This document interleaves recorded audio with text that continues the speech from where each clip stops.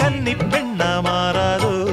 மையேந்தும் கண்ண காட்டி மையல் தீர பேசாதோ முன்னாலே தூக்கம் போயாச்சு உள்ளார ஏதேதோ ஆயாச்சு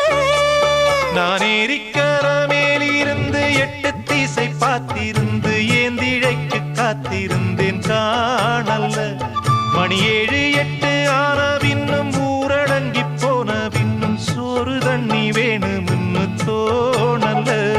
என் தெம்மாங்கு பாட்டை கேட்டு தெங்காத்து ஓடி வந்து தூதாக போக வேணும் அக்கறையில